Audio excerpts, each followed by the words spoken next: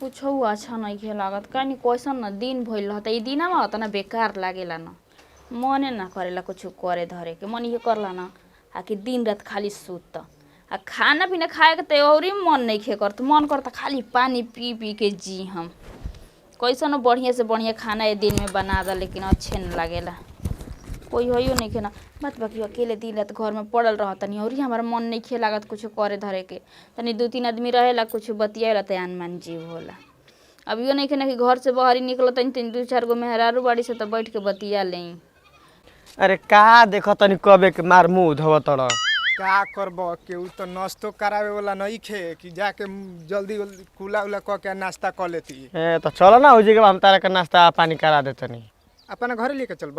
हाँ फेंक दो तुरंत चलो तब बागवा कुला उला कर लेते तो नाश्ता वास्ता करा दिह। चलो उतना कहते भागल थोड़े बनी आजकल कोई लगे बैठलो बेकार बा हो कुछ बढ़िया बात बतियावा लेकिन लोग एगो में दूगो जोड़ के फलाना अब वैसे कहत रहल हिया जोड़ देता आदमी ऐसे बढ़िया भले ठीक लगे चाहे ना लगे अपना घरे दुआरे आराम से पड़ल रह तनी जा माई के हैं फोन करब अच्छा लगते नहीं खे वो कह देखी तोरी भैया के भेजता नहीं कुल चीज बना उना के ठेकुआ पुआ भेजते रही गई आओ बैठा हो ना वो नहीं खे बैठा बैठा का जी का हाल चाल ठीक बा हो भौजी अपने बताओ। ठीक है बा कहाँ रही जी का करबो गोराई होने घूमे तनी एक लोटा पानी ले आओ ना इनके पिया दो आ उ तो अभी लागत कि दतुअन करता ना। हाँ तो फ्रेश हो गए ना खाना वाना ना खैनी हां कहाँ खाना वाना खैनी है अभी तो घूम फिर के आवत नहीं लेके आओ तनी जा जा लेके आओ पानी कहमी ना तारा ले कि चल बा हमरा कहाँ तो नाश्ता पानी करा देम पूछ को हमारा बहुत अच्छा न लगता है आज तारा घरे आके तो हम ना जानते कि तू ऐसा बाड़ व्यवहार में ला पानी पिया दतुआ ना तुन फेंक होने बहरिया जा फ्रेश हो क्या हो आई ना। हाँ जा जा जा जा ठीक बा रुक जाओ पानियो ले जा का भइल बनी 13 बजे ले दतुअन बरस करतनी जान तड़ू इनके आदत बा ये बताइए उतना देर ले आप कहाँ रहे तो उनको माने हम तबे ले बैठ के इंतजार करता नहीं अब आवे नहीं अकेले हमरा अच्छे ना लागत रहे का करबू 2-4 गो दोस्त संगतिया बांस ना तो घूमे चल जाई ना उनियो के संग ना घुमम ना खूब है घाम में बतासे में घूमत नहीं तबीयत खराब होई तो पड़ जाए खटिया पर। अच्छा ही बताओ छोड़ा कुल बात का बनेले बोलू खाना में बेरा खाना बनैले बनी सेवई पूरी सब्जी सेवई पूरी सब्जी आपके तो पसंद है नहीं खाना यही से बना के रखली है बहुते हमारा के अच्छा लागला सेवई पूरी सब्जी बड़ी हमारा लेकिन तू ख्याल रखेलू ना ऐसे कैसे हम ख्याल ना रखब आप बतिया देने आप जवन कही ना हमके यो मालूम बा कि का पसंद बा तो हम सोची ना कि रोज बदल बदल के बनाई लेकिन आपकी पसंद का कुछ भी कह तहरा नियन बा न ता ख्याल रखता दूसर न हमारा बारे में तनको ख्याल ना रखे तो आप हमार हई तो हम ना ख्याल रखब तो दूसर कोई रखी बताई तो पिया तू पिया। हाँ हाँ ठीक है बा तो और ई के हजी हम यहाँ के चिंते नहीं खे गुरफेकन का के लइका हनी तन तनी चिन्हाइल हउए मुहावा यही से पूछनिया कि काजी का हाल चाल चिन्ह लेबू रौरन लइकिए देखाइल बिया जी। हां लइके तो देखाइल ही बिया। हां रौर माई देखावत रही फोटो अच्छा लागत के कोली शादी बिया यही लगन में ठीक बिया ना एकदम ना ठीक कुछ कहीं लेकिन लड़की लगा कि आके खानदान बदल दी आपके आजकल न के घरे दुआरे ना जाइल जाला के कुछ देखावेला ना तो ना देखल जाला घरे गइलनी है इनका माई खुदे आइल रहबी तो है तो उनहु के मत आवे तो घरे आजकल के जुग जमाना बड़ी खराब अब कोई आवत तो कह दी कि तू हमरा घरे मत आवा दुआरे पर से चल जा ओइसे बतिया में नहीं रहुआ का तारा के हम समझाई आजकल के न जुग जमाना बड़ी खराब बा तो खराब बता दुआरे पर से बगे दे वैसा न रहुआ बात करी ना अरे ऊ बात नहीं खे लेकिन सिचुएशन का समझ ह तो कहल का चाहत नहीं तनी बताई हम जाता नहीं ठीक बा जा सरवा हमारा साथे बोला के कुकुर नेन व्यवहार कइले बना बाप रे पीली पनी आप पी एगो तो अकेले ना आवल पार लागेला आपके ना आइ बोनी से तो 2-4 गो उठैले आइब कोनो अरे का करबू एक आध गो दोस्त संगतिया बाण तो सब के लेके न चले के बा हाँ तो चल के खाना खा ली है, बताई का बनाई सांझी खाने आपे की पसंद का बनाई हो। साँझ के न हाँ जो आप खाए तो उन्हें हम खाए। जौन ची तार मन करी तौन ची बना दी हम। का मन करता बनाए के? कुछ और बना दे, आप बता दी। हम तो कहम कि साँझ के बना दी हो तो मुर्गा आ पुलाव। ठीक है बाटे। ठीक बा? अब देखी घूमला पर तनी कम ध्यान दे, अकेले हमार घर में बैठल बैठल मन नहीं खेलागत। हाँ लागत कि पत्थर उथर के बनल है, हम वैसे बतियावे नी। देख काल से न हम घर से बहरी निकलबे ना करब। खाली आधा घंटा खातिर जाइम आ फिर तुरंत वापस मान चल लिया आपका तो मन लागत जा तनी दोस्तन में घूमो तनी बाहर भीतर घूमो तनी तो अकेले हम घर में बैठल बैठल बाप रे बाप एकदम मन हो जाता। आ कहतो बनी जाए 2-4 दिन खातिर नहीं हर तब वो खातिर आदमी हमरा के दबाव देवे लागत कि ना नहीं खे जाए। देख नैहर जेबू हमरा के छोड़ के हम कैसे रहम तारा बिना? कैसे जैसे रहल वैसे रहम। नैहर नहीं खे जाए के। आई धर पानी ठीक चल ना? खाली निकाल। चल के सेवई पूरी बनल बा दो हम खाई। चपला पहिरला अपन होता ना लाइट कट जाता तो घर में गर्मी होता, मन में जाए लागता वे कुछ बुझाते नहीं के इहो टाइम से लाइट ये काट देता ना सब। चलते तनी से घूम फिर के आए एकदम से घर में बैठल बैठल मन हो जाए रह तबे हमारे। ए भौजी कहाँ चल दलू ये दोपहरिया में हो? अरे लाइट ये काट देता ना सब, ना गर्मी ले सता घर में के एकदम रहे के मन नहीं कर कोनी तनी जाई बगीचा में हवा बहता वे तेज। का बोली? हम तारा कहे आवतई आ तू बगीचा में भागतड़ू। का हमारा कहे घट गल जी?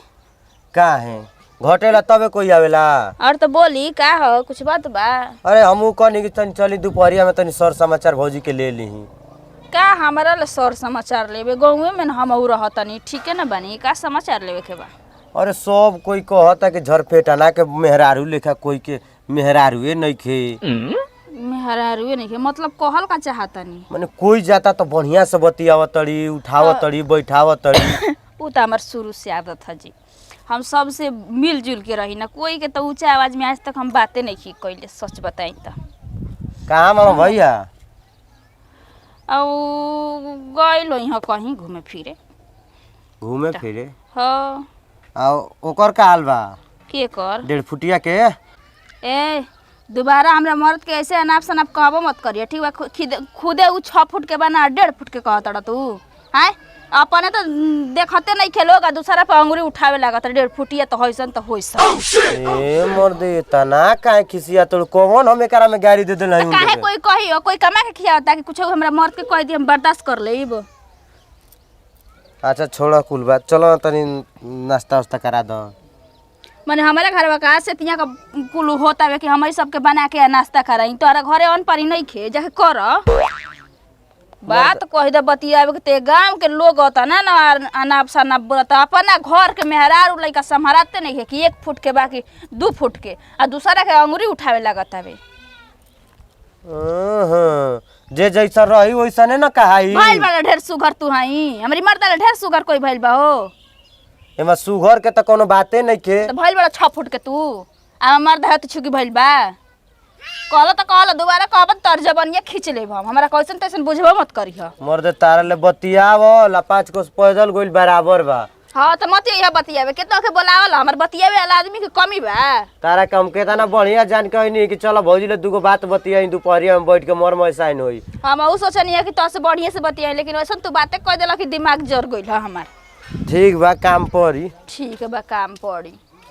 एक से आले गांव का बेटा बना सा हो जौने मुंह में आई तौने बक दी हां ई ना कि हो कि एकरा सामने कौन बात बतियावे के चाही आब त न बतियावे खातिर। गाँव में तनको अच्छा नहीं खेलागत कंपनी में मजा रहल ह। एक साइड हम हो रहत नहीं है एक साइड हमार पार्टनर दोनों जने मिल के माल लगावत रहे नहीं जा बतियावत रहे नहीं जा इन कंपनी के कामों हो जात रहा हमनी के बातों विचार हो जात रहा। अब गाँव देहात में हम चल यानी कि ससुरात ना केहू बोले वाला नहीं ना केहू बतियावे वाला बा एकदम मन एकदम फीका बाटे बुझा तक आके हम गलती कर देनी चाहत रहा ना आए के लेकिन ना आइलो बिना काम गबड़ात रहा। मेहरारू भाई जनते बड़े छोटे दिमाग के होली सन लगे से हर भर सोचे आया छरंग लगावे तो बुरा फंस जाए के पड़ी आगरी तब वो ठीके ठाक बाटे। चल तनी घूम फिर ले मन हरियर हो जाए एक बाद तो फिर जिंदगी भर कम ही के ना बा मेहरारू के साथे ना बितैब तो जनते बड़ा लोग का कही। आजकल भरोसा नहीं खाना गांव घर के लोग पर। सही के सुनसान लागता हो। चले घूमले आई हो। कहो भैया प्रणाम। खुश रह। का हाल बा हो न कुछ? ठीक बा कहिया काइल हब? काले के हम आइल हो। अच्छा नहीं खेला के जा। जान तो बहरावा सैला पर गौवा में अच्छे ना लागेला। बड़ा धूप लगता, गर्मी होता, बर्दाश्त नहीं के होत। अब उजा ना गर्मी पड़त रह। गर्मी पड़त रहा लेकिन हमनी के रूम में पैक रहत रह, एसी चलत रहा, काम होत रहा, ना बुझात रहा। अच्छा एगो बात बताबो, चंदनावा से तार मेहररुआ के कुछ चक्कर बका? बात हर दिमाग खराब एक तरह से कह दिल हरी। तू ना रहत रह न तो दिन भर तोहरे घरे रहत रह। ए मरते कहीं का लगल है एमा ओमा जोड़े छरंग लगावे लगल। हैं बड़ा दूध के धोवला पाँच पानी के पखारा बड़ा शरीफ बनता ससुर के नाती। देख आजकल न सच्चाई के जमाना नहीं खे। तारा के बढ़िया बात बताओ तो न तो तू हमरे पर गरम होता। अच्छा ये बता, कोनो काम सिरे केहू केहू के घरे ना जा सकेला? ए हाँ होता एक दिन न कोई जाई, रोज रोज क्या करे जाई? कौन वैसा काम हो जाला कि आदमी के रोज रोज जाए के पड़ला? कहीं उठावना दूध कैले होई, रोज दूध पहुँचावे जात हो, ना हो सकेला। गाँव घर न ओकर तारा मेहरारू के बारे में खाला बतियावता कि तू रहता 6-6 महीना बाहर आ ई जाना त ओकरा के फसैली का कइले बिया। देखो ढेर नहीं खा बोला तो आए। देखो भैया जौन हम जानतनी या सुनतनी उतारले कह देनी। अब तहार जौन विचार करे तौन कर। ए तू अपना घर के बारे में देखो ना, हमारा घर के पीछे का पड़ल बड़ा, हमारा मेहरारू के पीछे का पड़ल बड़ा तू हो। हम अपना मेहरारू के बारे में पूरा जानते कैसन ही का करे ले, ठीक ना? ठीक बा तोहार मेहरारू ये तू समझ, हम जात हई हमारे इतने काम रहे तो हमारे एकदम दिमागे खराब कर देले रे। ई ससुर का कहता हो, हमरा तो कुछ समझे में नहीं कहत कि हम का करी। ई झूठ कहता कि सही कहता? अगर सहियो कहत होई तो हम जानत तनी ओकर बारे में। बिना कुछ होखले ये तरह से केहू कुछ कह ना सकेला। जरूर कुछ बात बाटे। आजकल मेहरारू पर विश्वासो कइल बेकारे न बा। मरद के रहते बहुत कुछ कह देते सन, आ ना रहते का करी सन। अच्छा चलो गौर करब यह बात पर कि सच्चाई कितना बा। अब गहराई में डूबला पर पता चली, अब ये तर का पता चली। चलो कुल काम हो गइल ना, नींद आवता, रात भर सुतत नहीं तब वो दिनवा में एकदम मन ये करता ना आकि सुतल रही। पता ना हमरा का भइल रहता का हो बड़ा मन मार के बैठल बड़ू, का बात बा? कुछ ना जी, नींद आवता है। माने एके दिन में बदल गइलू ना? हम का बदल गइनी? काहे भतार होते आ ध्याने नहीं खुद देत। पागल हो गइल साफ जी। आप तो दिमाग लागेला कि कबो कबो काम ना करेला आपका ना। हम पागल भइल बानी कि तू पागल हो गइलू? के कराए होते बदल गइनी हम? के करा होते माने तहारा ना बुझत होई? तू पहले के तरह व्यवहार करत रहू हमारा संगे, अब के तरह व्यवहार करत रहू। देखी जैसे हम पहले रहनी वैसे आज भी बने, ठीक बदलल कुछ नहीं की। अब सोचे आपके अलग बात, ओकर बातें अलग बा, का करी। नहीं पहले से अब में बहुत के ना अंतर बा। पहले आवत रही तो मीठा पानी लेके पियावत रहू, दौड़त रहू। तो अब ना मांगी हम लिया के ना दें तब ना। माने अब मांगम तब हमारा के खेबू पिएबू। माने ई लागता कि मर्द आइल बना त आपके भुला गइल बनी है ना। तहारा का जाना था उहे बतिए बा। अरे तो मर्दे ह, देवर देवरे ह, ठीक बा। मर्द के जगह देवर ना ले सकेला, देवर के जगह मर्द ना ले सकेला। हम देखत नहीं 1-2 दिन से ना तू मुंह फुला के बैठल रहतड़ू, उदास रहतड़ू। ये भगवान तनी तबियत तो ठीक नहीं खे रहत, यही से हम ऐसे भइल बनी ना। ती जैसे पहले जानत मानत रही वैसे आज भी हम बानी, ठीक बा। आप सोच अलग बावे आपके कि उनका अइते हम भुला गइनी। पहले तरह ना करत रहू, 2 दिन से ना हमारा संगे बहुत ना इंसाफी करत रहू। का एके बतिया रेट तनी पहले ना करत रहू ना करत रहू, अब हम लौर लाठी का चलाओ तनी आप पर। लौर लाठी से कम बाई का जानिए भगवान, हमरा नहीं बुझात कि हम कुछ उल्टा आपके संग करत तनी। समझ नहीं जाई जोन खाई पिए के बतन बता दी, हम सारी के बना के रखले रह चाहिए, अबे बना दे तनी कौन। सही हां ई मर्द का तू बने बुआवे लगल में। अच्छा मीठा पानी कोई दे लिया कि हम दे ना ना हम जात नहीं। कहाँ जाता रे? कहीं ना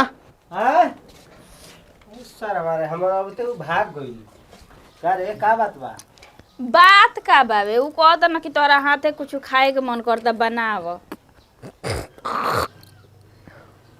देखे सब दूसरे सुनता नहीं भुलावा मत हमरा के अभी हमरा नहीं त का होत रह का होत रहल साफे एकदम पागल हो गइल बनी आप उतना पढ़ लिख के दिमाग रख के नहीं हम का कहीं लोग कहता कि तारा के छोड़ के ओकरे पर रहत रही सब गांव जानता रोज रोज तारा जी। घरे आवत रहू एगो बात बताई लोग तो बहुत कुछ कहेला लोग के बात सुनब तो आपके घर चल पाई यही तरह लोग थोड़े कही कुछ बात जरूर तब न लोग कहता माने हमारी घर में तनी आवत न उठत न बैठत न तनी बतिया लेत न त एकर मतलब उनका के हम रख लेनी अच्छा तो अपन काम धाम ना करी तोहरे घरे आई ओकर जिम्मा कोन काम धाम नहीं खे माने देवर हम तनी हंसिए बोल दिया ना भौजाइले देखी आपके मन में ना पाप समाइल बस समझनी हम पहले भी आपके रही आज भी आपे के बानी हम गलत नहीं मन की में पाप नहीं के समाइल पाप समाइल तो हम बाहर विदेश ना कमाई जती घर में रहती समझलू हम उल्टा कब सोचियो ना सकी ना दूसर कोई के बारे में सारा मुहे झूठ बोलत रहल कि ई झूठ बोलतिया तो हम का करी अच्छा कैसे पता लाग अच्छा कोनो बात अब नहीं ई बाकी सच सच बोलते ई सच बोलत तनी जीरा और क्रिया हां देखी ठीक है बताओ आ हमार देवर नहीं खजे तब उनका के देवर लेखा लइका लेखा जानी ना मानी ना ये ठीक बात बा बाटे। औरी का सारा नो कुलावा को तो कुछ औरी कहत रहल ये हिंगरे जानता नहीं अच्छा उहे आग लगई ना हां और न कुलावा कहत रहल सुनी ना एक दिन कहता ना किया हो तो हर 1.5 फुट कैसे बा अब बताइए अब 1.5 फुट के बानी हैं 1.5 फुट हाँ हम खूब सुना देनी उनका के सोच ले हम 1.5 फुट के बानी हम तो ऐसे 6 तो- फुट के बानी हाँ तो उनकर बात सुनब ना तो घर में रोज लड़ाई झगड़ा आप में हमरा में होई ना ना हमरा लगता ना कि चंदनवा के कहत होई 1.5 फुटा कैसन बा बा बका वो ना 1.5 फुट के बा ऊ मेहरवन से कम ना हम ये घरे से वो घरे वो घरे से वो घरे झगड़ा लड़ावे ना कुछ तो कुछ डाउट होता तोरा पर ए ओकरा जी, रहो ना चाल से एगो बात बताई हमरा पर वो विश्वास ना रहेला आजकल मेहरारू पर विश्वास करला के नहीं खे जे ज्यादा विश्वास करता ना तब मेहरारू बड़ा बढ़िया तो विश्वास सही बात कहेला आदमी कि सच बोला ना तो कोई ना विश्वास करिए वे झूठ बोला तो मर्द विश्वास करी कि हमार मेहररुआ सही भी गलत नहीं खे अब लगता है वैसे झूठ बोले के पड़ी हमरा के हर एक चीज का झूठ बोलबी तू हर एक चीज रे अब कौनो बात अब सच बोलत इन तरह विश्वास नहीं खे होत कैसे हम विश्वास करी अभी देखनी कि सारा बतिया के कोई ह कौन न के कौन जाए ओकरा घटरल ह अरे अकेले अच्छा ना लागत रहल तो हम उजात रहना तो हम ही बोला लेनी कि बबुआ जी यार आप अच्छा नहीं के लागत त मरद के पाछा पाछा घुमाइबी त ठीक लागी पूरा पड़ोस टोला के बुला ल आ बतियाव देखी ये कौन आदत में है हम उनके? पहले भी कहत रही आज भी कहत नहीं कि हम गलत नहीं खी अब झूठ मूठ करे वो शक करत हां तारा में लीलार पर त लिखल बा कि तू गलत नहीं खू तो अंदर के आत्मे जानत होई जब मर्दे हमरा के गलत कहत त गांव के लोग काहे न कहे तोरा लगे बत के बतियावले बेकार है, सारा छोड़ दे। सचो कहत नहीं कसम से विश्वास करी का करी कैसे करी हमरा तो बुझाते नहीं थे तनी मनी आदमी दूसरा कोई के हंसल बोलल चाहे खुश देख ले न तो सोची कि कब आग लगा दी उनका में और वो दूसरा कोई के बात सोच के चलता नहीं होते चूंकि लड़का थोड़ी बनी कि कोई कुछ कह दी तो विश्वास कर ले ना हम तो समझदार हो गइल बानी देखिए उल्टा दिमाग मत चलाई चली खा पी के आराम करी लोग के कहे दिन जौन चल कह चल खाना दे चली लेकिन विश्वास कोई नहीं कि ना कोई नहीं हमारा पर अबे नहीं की विश्वास करब कुछ दिन के बाद जब ओसे लागी तबे विश्वास करब तो ऐसे करब ना तो हम साचो के करे लागब तो समझ में तब तो एकर मतलब कि पहले ही से चक्कर बा आई खाई कैसे बतिया बतिया हो तो धजल में बतिया बतिया ना डूबते ना बड़ा आदमी ना उतराते बड़ा बुझाते नहीं के अब अच्छा चल ये भाई घरवा में होइए नहीं कहाँ बाड़ी मोबाइल तो उनको रेजे छूटल बा उहो न दिन पर दिन खूब बदलत रे ई मर्दे हमारा दाना तो ना यहाँ का आके हम गलती कर देनी हमारा वहीं के ना चाहत रहे जी गवा घर से आगे पीछे मन मोबाइलिया करत रहे। काजनी कहाँ मतलब छोड़ अजी आप कब के आइल बनी अरे हम का बताएं अब हम चिन्हात थोड़े बनी जाई तो अच्छा ये बताओ तहरा मन में का चलता? का भइल बा हमरा बुझाते नहीं खे रउआ के तो। अच्छा कुल बात के गोली मार। उस दिनमा भैया अइलन तो कुछ उल्टा पुल्टा सोचत रहन हमनी के बारे में कि ना? सोचे दी, सोचे वाला के कमी बा धरती पर। हाँ तोरा के जय रे। सब हमनी के बारे में उल्टे पुल्टा सोचता। आया के चुपचाप जे बैठल बनी कोली बतै तो नहीं खी, जे बोल तो नहीं खी कि हम आइल बनी। अरे का हम बोली उहे तो आके हम सोचत नहीं कि कहाँ बाड़ू का करतड़ू, तारा पते ठिकाना नहीं खे। देख आज के बाद न हम अब तारा घरे ना आई। पागल हो गइल बनी साफ। हम पागल नहीं की भाई। पियो के काहे नहीं चढ़ गइल बा सीसिया।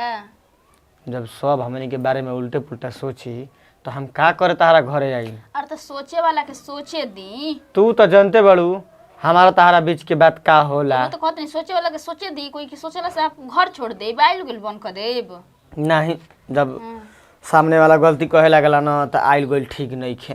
देखी हम पहले भी बतावत रही आज भी कि लोग जौन कहता कहे दें, है आप अपना काम से काम रखी, ठीक बा? वो तो बात ठीक है बा, लेकिन गांव समाज के देखते हुए चले कुछ के नहीं बा। के देखे के हमरा ना कुछ सुने के बाटे। अब हम जात नहीं आ तारा घरे अइबे ना करब। आपके आवे के बा, ठीक बा? हम आपके ना देवर लेखा हमेशा समझले बानी, ठीक? हमरा मन में कल छपट ना रहेला कि हम उल्टा सीधा कुछ सोची ना आपके बारे में। हमेशा से आपके समझले बानी लइका लेखा देवर लेखा। अब लोग का सोचता ओकरा मना में तो हम घुसल नहीं खी। ठीक बात तू भले सोचत हड़ू, लेकिन गांव घर के लोग सोचता ना कुछ दूसरे बात।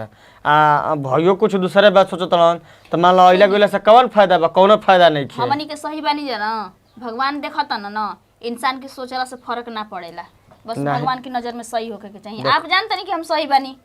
देखो हम तारा घरे न अब आज के बाद ना आई, ठीक माने बा? बात मानब कि ना मानब? ना हम बात ना मानम अब। कान भर देले बा कोई न का।